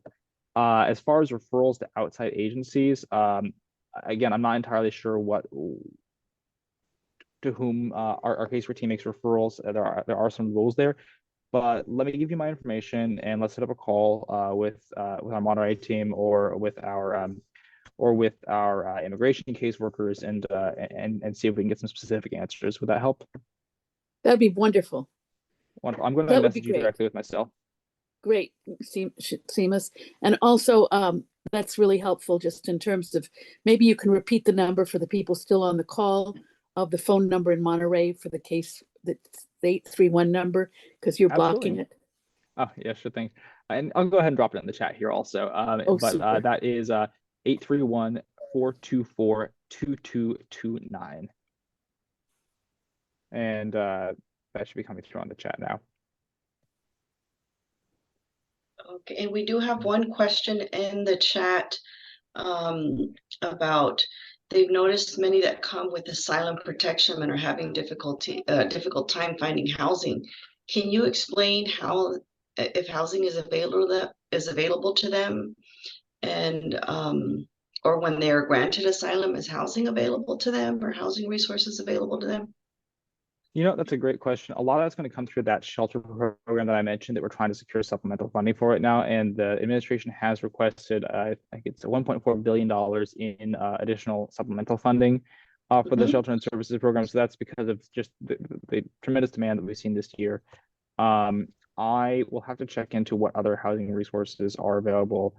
Some of that might vary in the state and then the community also, but federally, I'll check and see what eligibility there is. And I'm going to go ahead and leave my email here in the chat as well, so we can continue some of these conversations. And now we're a little bit over time. So, yes, thank you. But always here to answer questions and have a longer chat if you'd like to contact me directly.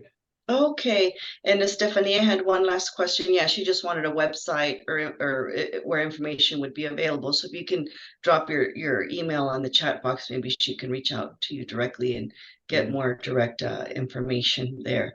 Okay, everyone. So this takes us on to our next topic on the agenda, which is announcement or group sharing. If there's anyone left on the call that would like to do program sharing or announcements, please raise your hand and I'll be happy to call upon you. Jill, you have an announcement. Yes, Jill. So I'm really talkative today. Sorry.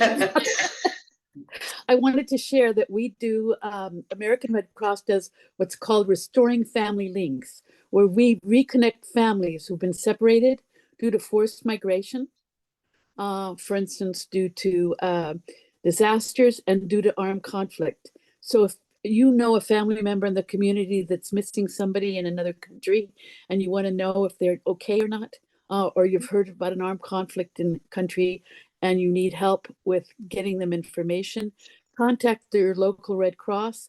Our telephone number is 624-6931. Or look on the website, the WW Red Cross website, and put in search Restoring Family Links, and I'll put my name in the chat if you have questions. Great. Thank you, Jill, for always sharing that valuable information. Melissa Arellano from MPC, the floor is yours. Thank you for staying on. Absolutely. Thank you so much. I appreciate it.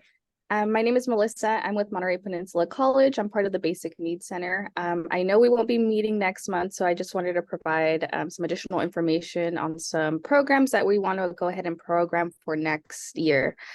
Specifically, this is related to housing resources, as that's one of our main priorities and focusing on for next year. So we are looking to develop a local housing summit with our community members. It's just an opportunity to speak offline. I understand that sometimes we're in these time constraints and we can't have these maybe meaningful conversations outside of Zoom. So that is, we're planning that possibly for March. And then following that, we also want to host a housing resource fair for the community. So the summit is more for just community agencies and partners to get together to talk about the programs. And then the housing resource fair will be open to, of course, our students, but also extended to our community members. So I just wanted to put that in your loop. And you will be hearing from me more details to come. Thank you so much, Melissa. Yeah, we appreciate that. Thank you for taking the initiative, because housing is always a hot topic here in Monterey County. Ms. Garcia? Yes, good morning to all. I wanted to make a request, Enid, if for the next meeting we can call the agency, Call the Car, which is a medical transportation service available for Medi-Cal patients and Central Coast Alliance card holders. So they take families or patients to their medical appointments. And there would be a medical transportation. If you can email me that resource, it could probably be a topic of transportation overall. Yeah, for sure. Thank you so much. I appreciate it. Medical transportation topic as a topic. Thank you. You're so welcome. Thank you. Ms. Rosa. Hola, buenos días. Good morning, everyone. Good morning. I just wanted to just announce that NAMI Monterey has been going through a lot of changes, and so we have a new director for NAMI, Executive Director Colleen. I don't know how to say her last name. It's Beye. I say bye. But yeah, she just got hired, and so we're excited.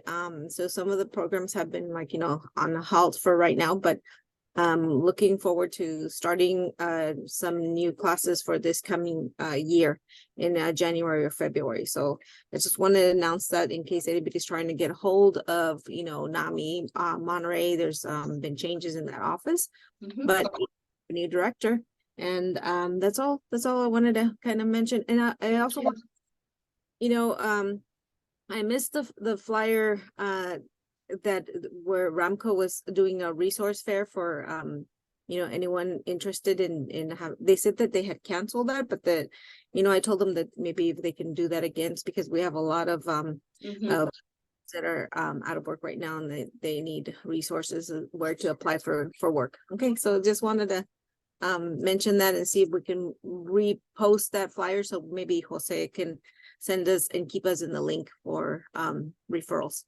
Okay, thank you so much for expressing that. Any other updates or community event, program sharing, community events? I know Estefania had a question in the chat if there was going to be any immigration forums in Monterey County. So if anybody knows of any immigration forums specifically for immigration, please send it her way. Estefania, I haven't heard of any, but we'll definitely share it through our platform if we become aware. Are there any other program sharing events? Seeing none, I will go ahead and adjourn our monthly Cisne Forum. And like I said, we will take a break in January due to the new year. A lot of our school sector is out and a lot of our staff is on vacation. So we will resume in February. Please mark your calendars. for February 1st. That brings us to the first Thursday of February for our next Cisne Forum at 8:30. And may you all have safe and happy holidays. And thank you for joining us. Take care. See you next year.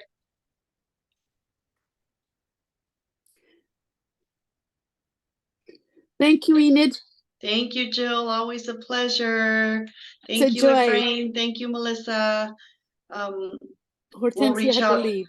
Yeah, Hortensia had to leave. So we'll resume and just have a quick meeting for our February topic Sounds great. after the holidays. Okay. Wonderful.